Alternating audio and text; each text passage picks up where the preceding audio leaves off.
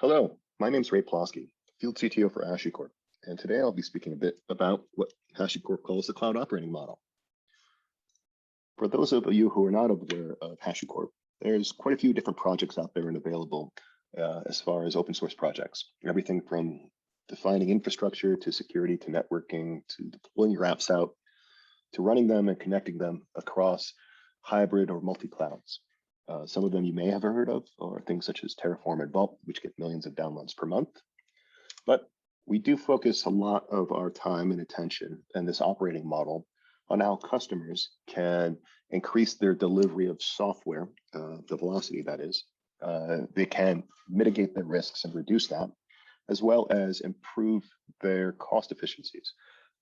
So here's some of the larger customers that are within the Global 2000 that we work with on a daily basis. I think we all can agree that there's a major tidal shift happening within IT infrastructure world. And this is a move from the traditional static data center with dedicated infrastructure to this mixed world where we still may have our private clouds or private data centers with our mainframes and our databases that we have no intention of moving into a public cloud. But if you're an organization of any given size, whether that's by intention or by accident, you'll be moving to this concept of a hybrid or a multi-cloud world. And so while these databases and mainframes and systems of record still may reside within our on-premise data centers, we're building up these microservices and systems of demand with Lambdas and serverless that spin up thousands of ephemeral instances and that get torn down at the end of the night based off of what us as consumers really want to be able to consume. So how do we get to the point of having on-demand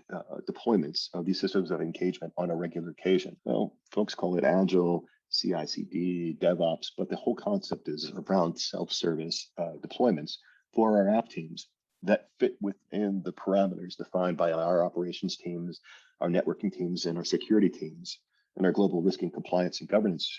bodies, so that our enterprises still operate within their envelope of risk tolerance.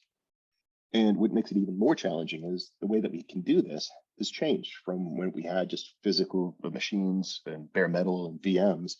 to these more finer grained types of resources that these cloud service providers offer, such things as containers or ECS or serverless, whether that happens to be Lambdas or otherwise, and also edge devices.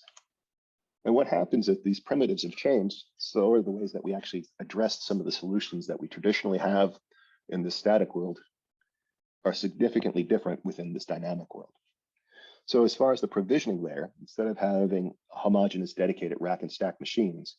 we need to be able to build out capacity on demand. And that might be very, very different. It might contain VMs, containers, and serverless all combined to make that same given application or service that we traditionally would have built in a three-tier model in our private data center. As far as the security world, where we had a very high trust within our perimeter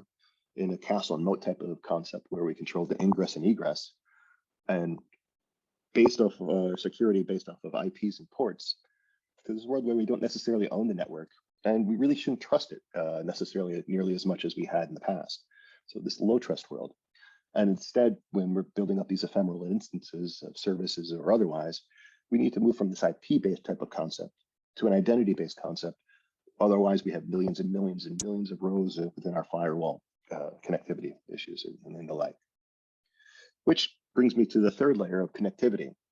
So in the past, we had purpose-built web servers talking to purpose-built app servers where we knew that they were talking to a specific database, and we could connect them all via IPs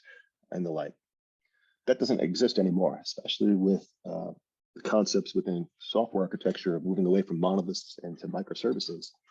We need to make sure that we route based off of services, service names, and have dynamic IPs that are spun up and spun down and how healthy they are at any given point in time. And last but not least is around the runtime layer. So in the past, we were able to define exactly what machines were running what workloads in a dedicated infrastructure. Many of the enterprises that we speak to today want to take advantage of their private data centers resources, as well as what they've committed to within the public cloud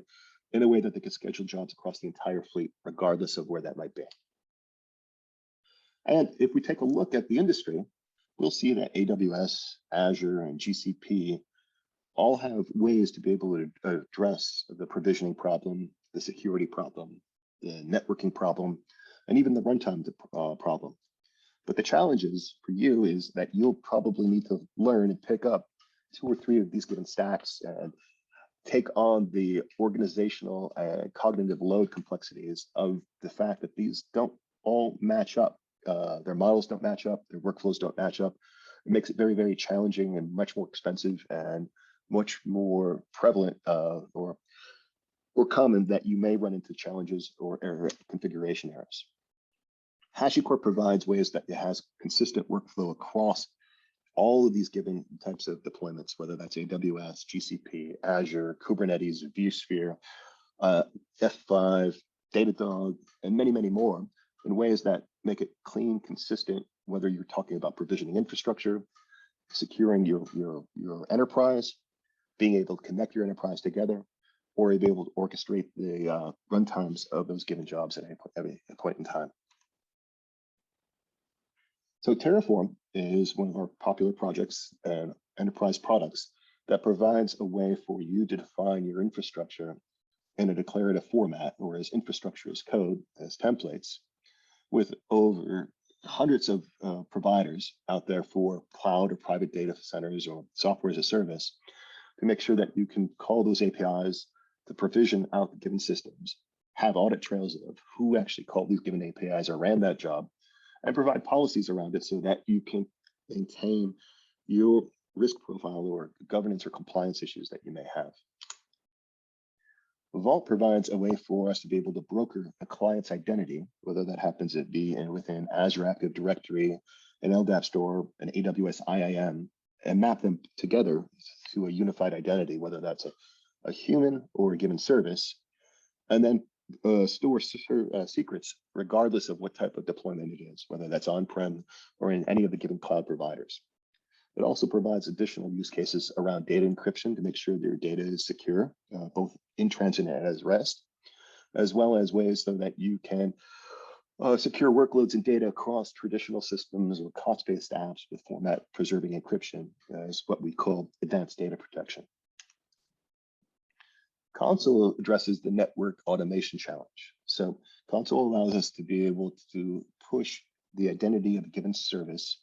into a service registry, as well as tell it how to make sure that it can monitor and maintain the health and connectivity of that given service. Once we have a centralized spot for networking, we can talk to our hardware, such as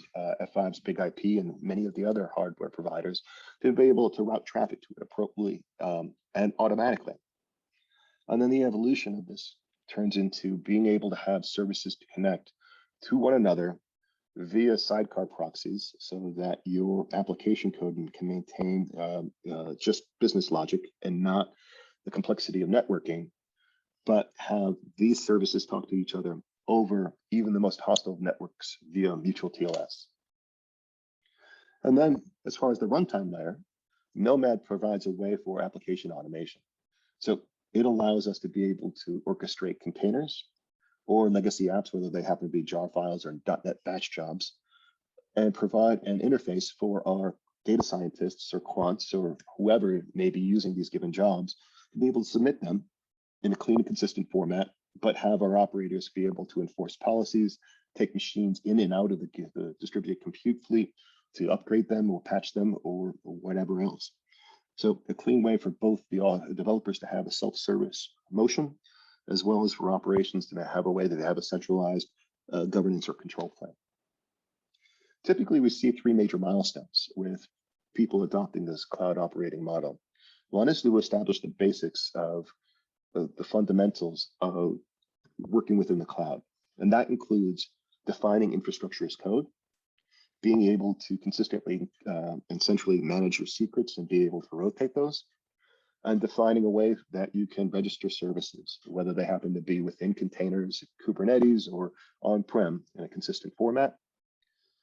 Then moving into the standardization of a centralized shared service with governance and policy as code, the ability to automate the networks and orchestrate their processes, to the many more interesting, innovative ways that we see people using HashiCorp technologies and the operating model to truly innovate within the industry. Should you be interested in further information, I encourage you go to HashiCorp.com to find out more details of how people are using this and how they rolled it out in the past. Thank you so much.